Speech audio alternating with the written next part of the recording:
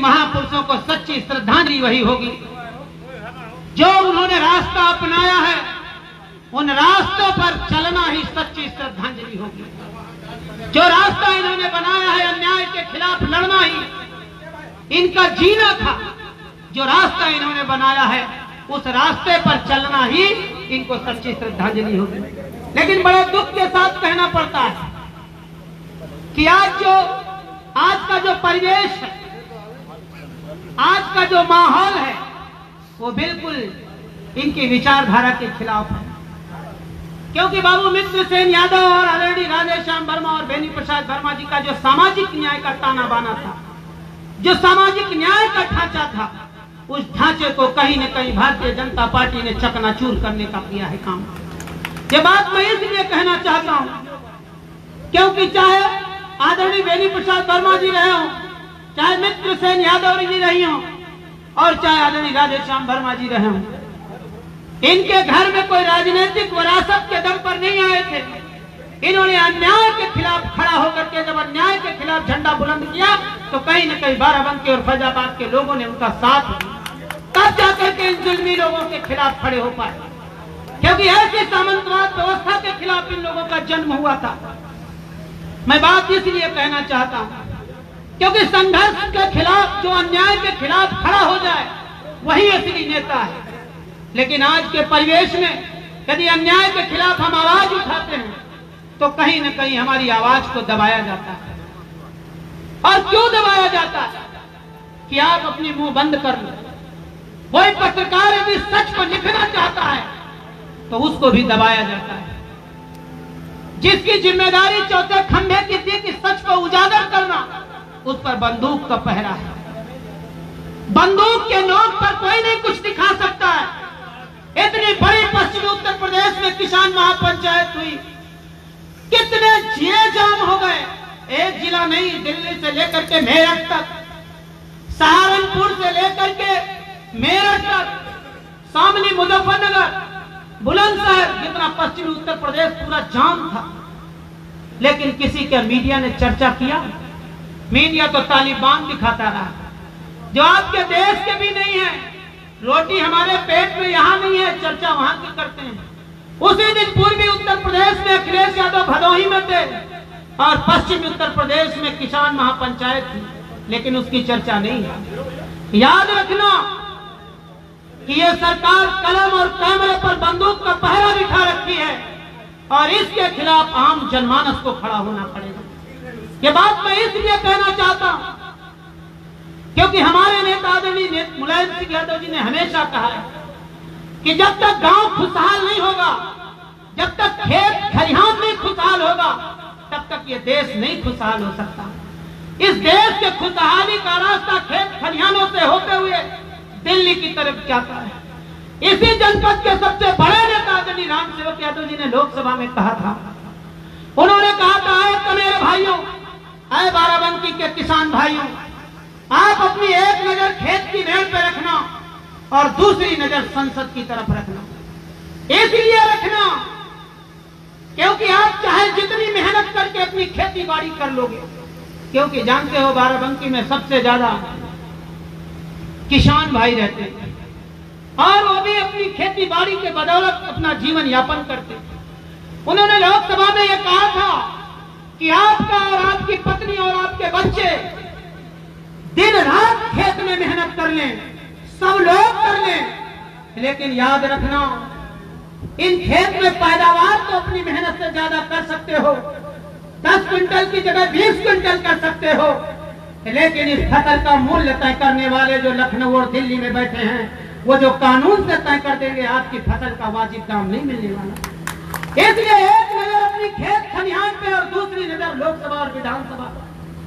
आज किसी बड़े धन्ना सेठ के यहाँ मजदूरी करके, फटे चप्पल और फटी बनियान के मजदूरी करके अपने बच्चों के लिए 2 जून की रोटी तो खिला सकते हो, अपने बच्चों की पढ़ाई करने के लिए किसी के मजदूरी तो कर सकते हो, और पढ़ा भी ले गए, कर्जा लेकर के अच्छी पढ़ाई भी करा ले गए।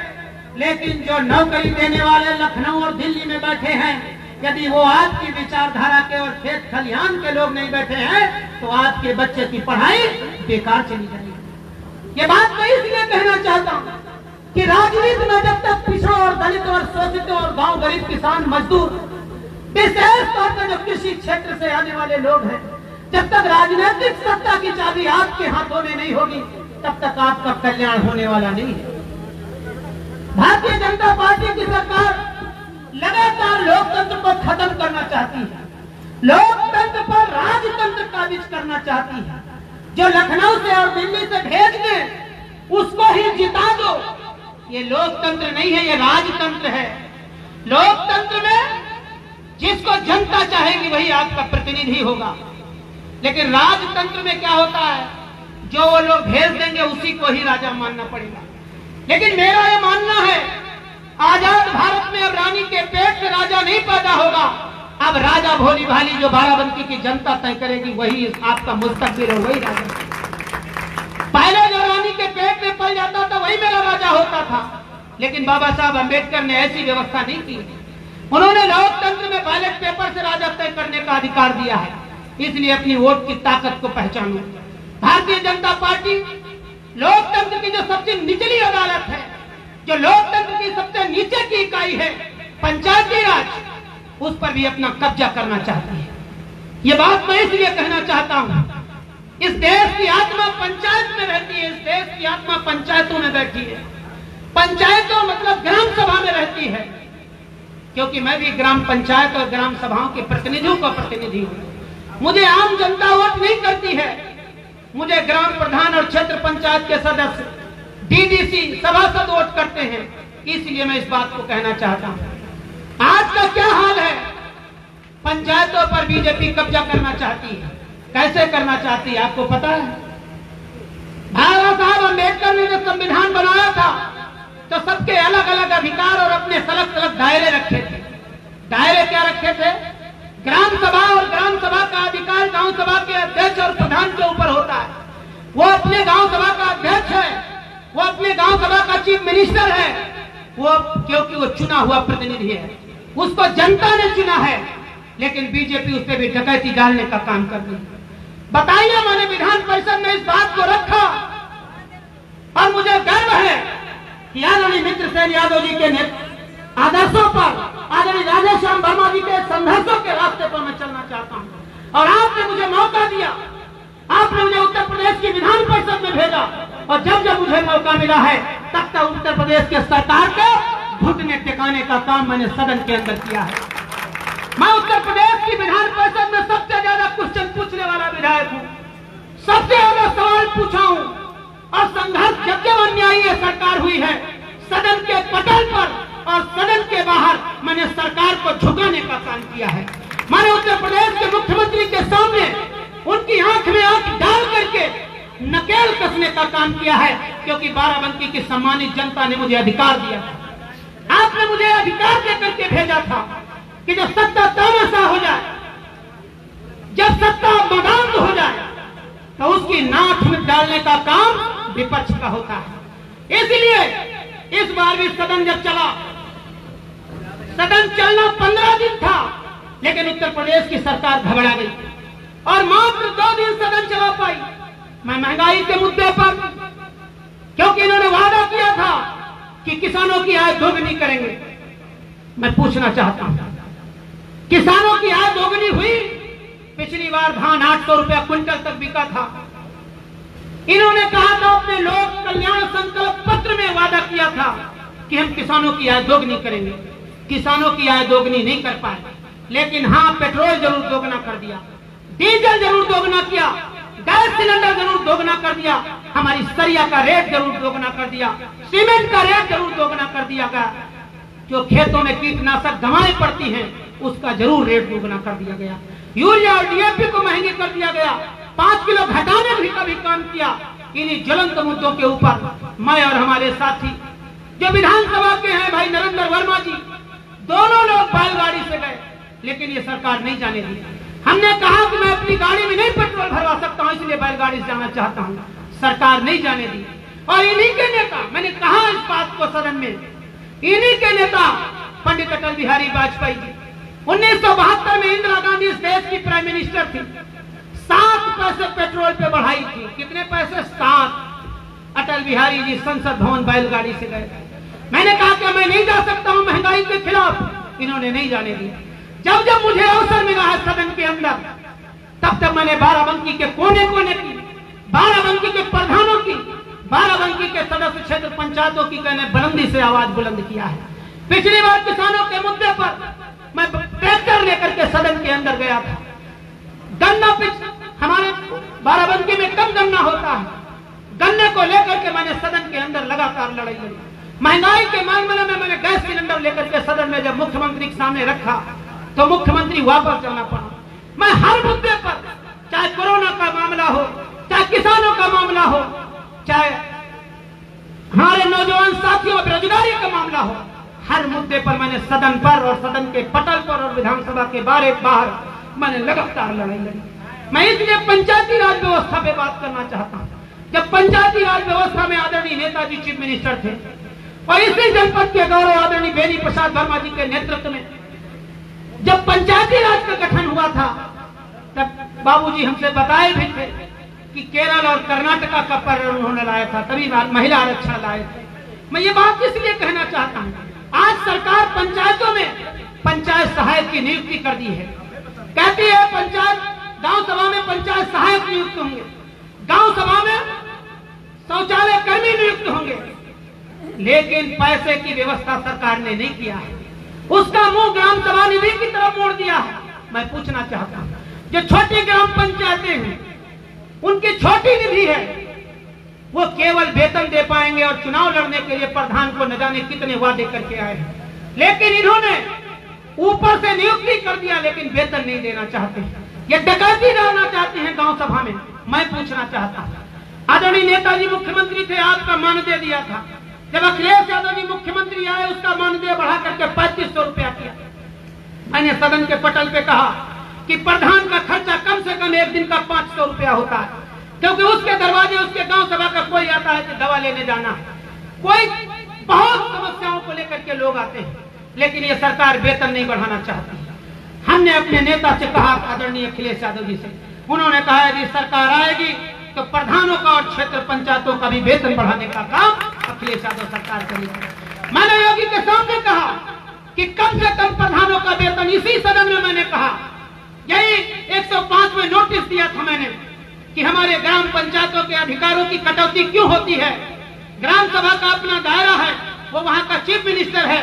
जितने भी गांव सभा के दायरे में मुलाजिम गवर्नमेंट के काम करते हैं, चाहे वो टीचर हो, चाहे वो आंगनबाड़ी हो, चाहे वो रसोइया हो, चाहे वो अस्पताल यदि है तो अस्पताल कर्मी हो, सबके ऊपर बैड एंट्री करने का पावर ग्राम पंचायतों को दो, क्योंकि ग्राम पंचायत का यदि कोई नौजवान नहीं पढ़ पाएगा तो जवाबदेही प्रधान की होगी। और यदि प्रधान गलत हो जाता है तो उसको हर 5 साल में परीक्षा देना है, लेकिन सरकार इससे भी नहीं काम करना चाहती है। मैंने कहा कि कम से कम ग्राम पंचायतों को, ग्राम प्रधानों को 15,000 रुपया प्रति माह दिया जाए और क्षेत्र पंचायत सदस्य और बीडीसी को कम से कम 10,000 रुपया दिया जाए। सरकार इस पे नहीं तैयार है, लेकिन मुझे फक्र है, जब मैंने अपने नेता से ये बात रखी तो उन्होंने कहा नेताजी का सिद्धांत है कि जब ग्राम पंचायत मजबूत होगी तभी देश मजबूत होगा। इस देश की आत्मा गांव सभा में रहती है। नेताजी की पैदाइश, नेताजी का इतिहास एक गांव से निकला है, इसलिए जब गांव सशक्त होगा, जब गांव बुलंदी पे जाएगा, तभी ये देश बुलंदी पे जाएगा। इसलिए मैं बात इस करना चाहता हूं कि भारतीय जनता पार्टी लगातार कमजोर करना चाहती है। इसको यदि वास्तव में इस गांव को, इस देश को, इस प्रदेश को आगे ले जाना चाहते हो तो आपको लड़ना पड़ेगा, और जब तक आप नहीं लड़ेंगे तब तक ये नहीं बाहर जा सकते हैं, क्योंकि इनकी सरकार पूंजीपतियों के हाथ में है। इस देश का जितना बजट है उससे कहीं ज्यादा बजट कुछ चंद उद्योगपतियों का है। समझ लीजिए कहां जा रहा है देश।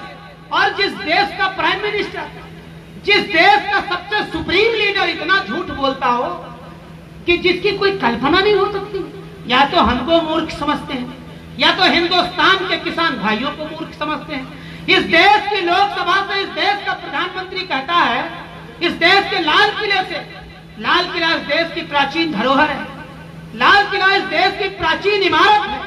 जब 15 अगस्त को भाषण दे रहा था इस देश का प्रधानमंत्री क्या बोला? कहने लगा 100 करोड़ रुपया हम इस देश के डेवलपमेंट के लिए देंगे। बताइए, इस देश का टोटल बजट ही 35 लाख करोड़ है, वो कह रहे 100 लाख करोड़ हम डेवलपमेंट के लिए देंगे। कितना झूठ बोल रहे हैं। या तो हमको मूर्ख समझते हैं, या तो बेवकूफ समझते हैं, या तो पागल समझते हैं कि पागल है जनता। इस देश का प्रधानमंत्री जब उत्तर प्रदेश में आता है, कबीर की धरती संत कबीर नगर में, तो क्या बोलता है?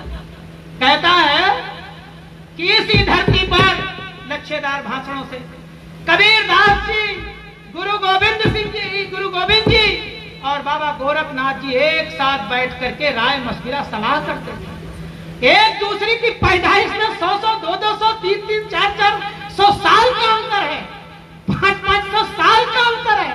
इस देश का प्राइम मिनिस्टर ऐसी भाषा बोल रहा कि एक साथ बाबा गोरखनाथ, कबीर जी और गुरु गोविंद जी राय मशविरा करते थे। बताइए, कहीं न कहीं हमको मूर्ख समझते हैं वो लोग, इतना झूठ बोलते हैं। हम लोग कटाक्ष नहीं करते। जब इस देश का प्राइम मिनिस्टर बांग्लादेश जाता है, वहां हसीना के सामने क्या कहता है, शेख हसीना के सामने, कि जब पाकिस्तान से बांग्लादेश अलग कराया उस आंदोलन में मैं था। बताइए इनकी उम्र कितनी रही होगी। गजब का है देश। इसलिए दिमाग खोलो, ऐ पिछड़े समाज के लोगों, ऐ किसान भाइयों, आपका इतिहास संघर्षों का इतिहास रहा है। बिन लड़े माँ भी बेटे को दूध नहीं देती है। इसलिए याद रखना, आप अपने हक हकूक और अधिकार के लिए आपको लड़ना पड़ेगा। और जब तक लड़ोगे नहीं, जब तक खड़े नहीं होगे, तब तक आपको कुछ मिलने वाला नहीं है। आपके अधिकारों पर, आपके हक हकूक पर डकैती डाली जा रही, डाका डाला जा रहा, कुछ चीजों को लेकर के गुमराह किया जा रहा। क्योंकि इस देश की मीडिया पर, इस देश के जितने संवैधानिक संस्थाएं हैं, चाहे जुडिशरी हो, उन पर भारतीय जनता पार्टी और आरएसएस का कब्जा हो गया। जैसे अफगानिस्तान में तालिबान का कब्जा हो गया, वैसे सभी संवैधानिक संस्थाओं पर भारतीय जनता पार्टी ने कब्जा कर लिया। इसलिए आप जागरूक हो जाओ। मैं ज्यादा कुछ नहीं कहना चाहता हूँ। आपने जो जिम्मेदारी देकर के मुझे उत्तर प्रदेश की विधान परिषद में भेजा था, जब भेजा था उसके 6 महीने बाद हमारी हुकूमत चली गई। जिस जिम्मेदारी के साथ आपने भेजा था, उस जिम्मेदारी को मैंने कदम कदम पर निर्वहन किया है। आप देख लीजिए, उत्तर प्रदेश में 500 विधायक हैं, 400 विधानसभा से आते हैं, 100 विधान परिषद से आते हैं। मुझे खुशी है, मैं ऐसी धरती पर जन्म लिया हूँ, मैं ऐसी देवा महादेवा की धरती का हूँ, मैं ऐसे बेनी प्रसाद वर्मा, आदरणीय राधेश्याम वर्मा, राम सेवक यादव जी की धरती और इस माटी का लाल हूँ कि जब 500 विधायक आते हैं, गाजियाबाद से गाजीपुर तक, रोहेलखंड से बुंदेलखंड तक, उन 500 विधायकों में मैं जब जाता हूं तो आलान आपका बेटा और आपका भाई रहता है कि ये बाराबंकी का एमएलसी है।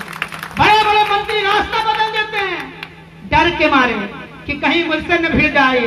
इस बार भी उप मुख्यमंत्री जी थे, मैंने उनको आईना दिखाया, मैंने कहा अपना मुंह ताको, पिछड़ों के जो अधिकारों पर डकैती डाली जा रही, इसमें ताको झाको।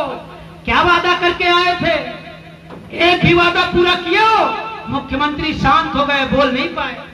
मैंने योगी को भी दिखाया, लेकिन वो फोटो नहीं बाहर आ पाई, वहां नहीं था कैमरा। लेकिन मैं आपकी बदौलत, ये ताकत संविधान में जो आपने दी है, अपने भाई और बेटे को, इस ताकत के बदौलत बड़े बड़े के सामने सर नहीं झुकेगा। यदि झुकेगा तो बाराबंकी की सम्मानित जनता के सामने या ऊपर वाले के सामने। यही मेरा अपराध हो सकता है कि मैंने अपने हक हकूक और अधिकार के लिए बड़ों बड़ों के सामने बोला है। होगा जिसमें मेरी स्पीच न हुई हो। इसलिए मैं आपसे कहना चाहता हूँ, जब एमएलसी के उम्मीदवार आएंगे तो तराजू एक बार ले लेना। मैं आपसे गलती हो सकती है कि मैं आपके दरवाजे ना आ पाया हूँ, ये गलती हो सकती है कि आपके शायद सुख दुख में न खड़ा हो पाया हूँ, लेकिन याद रखना, बड़ी लड़ाई के लिए तराजू में तौल लेना। एक तरफ हमें रखना और दूसरी तरफ उन लोगों को रखना जो लड़ने वाले हैं। क्या वो गूंगे बन के भेजना चाहते हो? जितने विधायक आज भी बाराबंकी में हैं, मैं पूछना चाहता हूँ, उनको एक तरफ तराजू में रख लो, एक तरफ मुझे रख लो, और सदन का बायोडाटा ले आओ, विधानसभा के अंदर की कार्यवाही ले आओ कि बाराबंकी के लिए 2 शब्द कोई बोला है। मैं पूछना चाहता हूं, यदि किसी ने बोला हो और मेरे से ज्यादा निकल जाए तो आज ही इस्तीफा देने के लिए तैयार है। इसलिए मैं आपसे निवेदन करना चाहता हूं, आपका भाई और आपके बेटे के नाते आशीर्वाद मांगने आया हूं। ऐसे दो महापुरुषों महामानव की पुण्यतिथि के अवसर पर आपसे आशीर्वाद मांगने आया हूं कि जाति धर्म से ऊपर उठ करके उत्तर प्रदेश की आवाज को बचाने के लिए बाराबंकी के गांव गरीब पिछड़े शोषित वंचित खेत खलिहान की बुलंद आवाज को सदन में और ऊंचा उठाने के लिए अपने भाई और बेटे को आशीर्वाद दे करके एक बार पुनः सदन भेज देना। क्योंकि जब इस बार आप भेजे थे तो सरकार नहीं थी, जब भेजे थे तब तो सरकार थी, लेकिन 6 महीने बाद चली गई। और इस बार यदि सदन भेज देंगे तो पूरब से पश्चिम तक समाजवादी पार्टी की बयार बह रही है। अभी भाई नरेश उत्तम पटेल जी पटेल यात्रा लेकर के निकले थे। इतना जन समूह है कि बदलाव की बयार है। इसलिए मैं आपसे कहना चाहता हूं कि वसूलों पे आंच आए तो टकराना जरूरी है।